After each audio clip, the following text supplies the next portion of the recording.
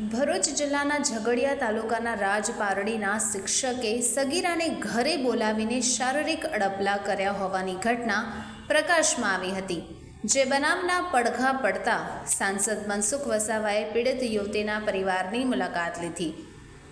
ઝઘડિયા તાલુકાના રાજપારડી ગામના એક શિક્ષકે સગીર વયની આદિવાસી વિદ્યાર્થિનીને ગણિતના દાખલા શીખવાડવાના બહાને તેના ઘરે બોલાવી તેણીના શરીર પર હાથ ફેરવીને શારીરિક અડપલા કર્યા હોવાની ફરિયાદ નોંધાઈ હતી। રાજપારડી ખાતે રહેતા સાજિદ હુસૈન વાજા નામનો ઈસમ રાજપારડીની એક હાઈસ્કૂલમાં શિક્ષક તરીકે ફરજ બજાવે છે। સાજિદ વાજા નામના આ શિક્ષકના હાથ નીચે ધોરણ 10માં અભ્યાસ કરતી સગીર વયની બાળકીને તેણે ગણિતના દાખલા શીખવવાના બહાને ઘરે બોલાવી અને ઘરે એકલી બેસાડી રાખી તેના શરીર પર હાથ ફેરવીને શારીરિક અડપલા કર્યા હતા, તેમજ સગીરાના માતા પિતાને અપશબ્દો બોલીને યુવતીને 2 તમાચા માર્યા હતા।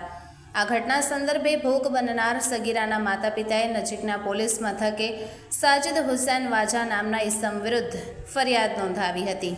આ બાબતે ભરૂચ નર્મદા જિલ્લાના સાંસદ મનસુખ વસાવાને બનાવની જાણ થતાં છેડતીનો ભોગ બનેલી યુવતીના પરિવારની મુલાકાત લીધી હતી અને તંત્ર પાસે ન્યાયની માંગ કરી હતી। સાંસદે રાજપારડી પોલીસ સ્ટેશનના પીઆઈ અને ભરૂચ જિલ્લાના એસપી પર ગંભીર આક્ષેપો કર્યા અને ગૃહ રાજ્યમંત્રીને પણ સવાલો કર્યા હતા, જ્યારે મનસુખ વસાવાએ પોલીસ આરોપીને છાવરી રહી હોવાનો પણ આક્ષેપ કર્યો હતો। 3 દિવસ પહેલાં રાજપાડીમાં એક આદિવાસી દીકરી 9મા ધોરણમાં આ વર્ષે ભણીને 10મા ધોરણમાં ગઈ। તેમાં એક સાજિદ વાજા કરીને ટીચર છે, એના ત્યાં ટ્યુશન જતી હતી અને રાજપાડી હાઈસ્કૂલમાં એ શિક્ષક નોકરી કરે છે, ગણિત વિજ્ઞાનનો કોઈ ટીચર છે। આ છોકરી સાથે એને ખરાબ વર્તન કર્યું, છેડતી કરી અને એ હિંમતવાળી છોકરી કહેવાય કે એ ટીચરની જે ખરાબ ઈચ્છા હતી એને શરણે ના થઈ। તો એ છોકરીને પહેલાં તમે બિરદાવે છે, એના માટે પોલીસ સ્ટેશનમાં એફઆઈઆર થઈ છે। પોલીસને પણ કહ્યું છે કે અમે કાયદેસરની કાર્યવાહી કરો, પણ રાજપારડી પોલીસ સ્ટેશનના પીઆઈ પર મને ભરોસો નથી કે 3 દિવસ થયા, 3 દિવસમાં આમાં કંઈક ને કંઈક રીતના પડદો પડે એ રીતના પ્રયત્નો કરી રહ્યા છે। મેં હમણાં એસપીને પણ વાત કરી, એસપી પણ મને લાગે છે ભરૂચ એસપી પણ આ પીઆઈને બચાવ કરે છે। આ બધા ગામના લોકો ભેગા થયા, કેટલાક લોકોએ કીધું 10મો 11મો બનાવ છે, તો 10મો 11મો બનાવ બને તો બધી બાબતમાં પોલીસને ખબર પડે છે, કયા ખૂણેથી ક્યાં હપ્તા લેવાય પોલીસને ખબર પડે છે, કયા રીતિવાળે ક્યાંથી ક્યાં ધંધાવાળા પાસે હપ્તા લેવા તે ખબર પડે છે। તો આ પ્રકારના વૃત્તિવાળા, ખરાબ વૃત્તિવાળા જે એક શિક્ષક થઈને છોકરીને આવી વારંવાર 10-11 છોકરીને છેડતી કરે છે, તો એ પોલીસને કેમ ખબર નથી પડતી ને જ્યારે ફરિયાદ થાય છે એની સામે તો એને બચાવવાના પોલીસ કેમ પ્રયત્ન કરી રહી છે?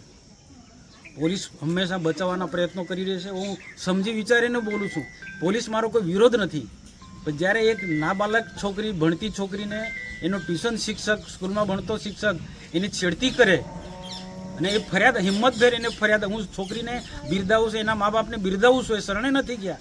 બાકી બીજા બધા છોકરા કે વાલીઓ શરણે પૈસા લઈને બેસી જાય, બધા જ ઓફર થાય છે, એને પૈસા આપવાનાથી માંડીને બધા જ પ્રયત્નો થયા છે, પણ એ છોકરી એ હિંમત કરી છે। મેં વ્યક્તિગત રીતના પણ મળ્યો છે, એના મા બાપને પણ મળ્યો છે અને હું ફરી પણ એના વાલીઓને પણ કહું છું, આગેવાનોને પણ કહું છું કે આવા લોકોને, આવા શૈક્ષણિક જગતમાં આવા ટીચરોને કોઈ પણ સંજોગોમાં, એ હિન્દુ હોય કે મુસ્લિમ હોય, કોઈ પણ હોય, એ શિક્ષક એટલે ગુરુ કહેવાય, એ ગુરુ તરીકે એને રહેવું જોઈએ। બાળક એટલે એનું પુત્ર કહેવાય, એનું બાળક શિષ્ય કહેવાય। ગુરુ શિષ્યના કેવા સંબંધ, પવિત્ર સંબંધ હોવા જોઈએ, ગુરુ શિષ્યના પવિત્ર સંબંધ, નહીં તો આ એક કલંકરૂપ શિક્ષક કહેવાય। તો આવા ને સખત શબ્દોમાં વખોડી કાઢીશું ને આવા શિક્ષકોની કે આવા વૃત્તિના માણસોને બચાવ કરનાર પોલીસ તંત્રને પણ વખોડી કાઢું છું। એમાં એસપીને પણ કહું, તમે જુઓ અહીંયા કેટલા લોકો અહીંયા મને રજૂઆત કરવા માટે શોખ નથી તો અહીંયા કોઈને કોઈ ડીજે નથી કે લોકો ભેગા થાય, સ્વયંભૂ લોકો આ બાબતની રજૂઆત કરવા માટે આવ્યા. અને કેટલાક લોકોએ કીધું કે આ કેટલીક ઘટનાઓ છે, પણ કોઈકને કોઈક કારણસર આ ભૂતકાળમાં આવી ઘટના ઘટી, કોઈકને કોઈક કારણસર બિચારા બહાર નથી પડી શકતા, ડરવામાં આવે છે. ને એક પ્રકારના એવા લોકોનો આવા વૃત્તિના લોકોને એક સામ્રાજ્ય છે કે આવી ઘટનામાં પડદો પાડી દેવામાં આવે છે. જ્યારે રાજપાડીમાં આવી કોઈ ઘટના ઘટી છે, ભૂતકાળમાં કેટલી ઘટના ઘટી છે, નિર્દોષ છોકરીને બગાડી દેવામાં આવે છે. તે વખતે પણ રાજપાડીના પીઆઈએ આખો પૈસા લઈને આખો કેસ રફે દફે કરી નાખ્યો છે. તો આ પોલીસ તંત્રનું આ કામ છે, પોલીસે ન્યાય આપવાનું કામ છે, ગુનેગારોને દબાવવાનું કામ છે. જ્યારે ભરૂચ ડીએસપીને પણ હું કહું છું કે આવા પીઆઈને કાયદેસરની કાર્યવાહી કરો, એવા પીઆઈને ડીએસપી પણ બચાવ ના કરે.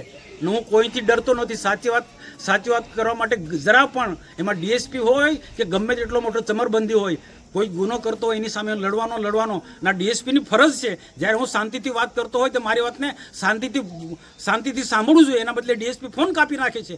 એટલે ભરૂચ ડીએસપી શું સમજે છે એના મનમાં? આ પીએસઆઈને છાવરવા માંગે છે, પીઆઈને છાવરવા માંગે છે. રાજ્ય સરકારના મંત્રીઓ પણ, ગૃહમંત્રી પણ આની નોંધ લે કે આવા પોલીસ તંત્રને કેમ ચાલવે છે. આના માટે આ વિસ્તારના માટે જે પ્રકાર આવા કૃત્ય કરનારા, આવા ગુનો કરનારા લોકોને વારંવાર રાજ્ય સરકારનું ધ્યાન દોરું છું. રાજ્ય સરકાર કેમ આવા લોકોને બચાવ કરે છે? હોમ મિનિસ્ટર હર્ષ સંઘવીને પણ કહું છું, પ્રશ્ન કરું છું, ધ્યાન આપો. ભરૂચ જિલ્લામાં રાજપાડી ક્ષેત્રની અંદર કેટલી ફરિયાદો અમે કરીએ છીએ. પછી મર્યાદા વાટી જશે એ પછી અમને કોઈ રોકી ના શકે. જે દિવસે આદિવાસી જાગશે ને તો કોઈની રાખી નહીં. આદિવાસી દીકરી છે એટલે શું એને પૈસા આપીને દબાવવા માંગો છો પોલીસ તંત્ર? આ વિસ્તારના સામાજિક આગેવાનો પણ બધા લોકોએ ખુલ્લું પાડવું જોઈએ. બીજી બધી બાબતો ત્યાં કેમ કૂદી પડો છો? કેમ અહીંયા આવતા નથી? ત્રણ દિવસ થાય છે, કોઈ આવતું નથી. તો અહીંના બધા જ આગેવાનો, રાજપાડીના બધા જ લોકોનું અભિનંદન આપું, સલામ ભરું. અને ખાસ કરીને હું સરપંચને સલામ ભરું કે એને હિંમતભેર આ પરિવારને મદદ કરી છે, આ દીકરીને મદદ કરી છે. અને બાકીના લોકોએ પણ રાતે મને ફોનથી કારણ કે 2 દિવસ હું પણ બહાર હતો. પ્રધાનમંત્રીનો મન કી બાતનો કાર્યક્રમ એટલે દેવ મોંગરા બાજુ હતો, ગઈકાલે શનિ જયંતિ એટલે એ બાજુ હતી. એટલે મને આ વાતની મોડી ખબર પડી, એટલે તાત્કાલિક હું આવ્યો છું. પણ પોલીસ તંત્રને કહું છું, શિક્ષણ જગતના લોકોને પણ કહું છું, જ્યાં આવી સ્કૂલોની અંદર આવા શિક્ષકો હોય, વોચ રાખે, છોકરીને હેરાનગતિ કરતા હોય, ગુજરાતભરની અંદર હું તો કહું છું, આખા ગુજરાતની અંદર શૈક્ષણિક સંસ્થાની અંદર આવી વૃત્તિના શિક્ષકોને તપાસ કરવું જોઈએ, કાઢી મૂકવા જોઈએ, આકરામાં આકરી સજા થવી જોઈએ, દીકરીઓને સલામતી આપવી જોઈએ. ભય ભૂખ ને ભ્રષ્ટાચારની વાતો કરનારા આપણે આવા લોકોને બચાવે છે કેમ? બસ આજના તબક્કે બધા જ મિત્રોનો ખૂબ ખૂબ આભાર માનું. રાજપાડીના લોકો એક સંગઠિત થાવ, હું તમારી સાથે છું.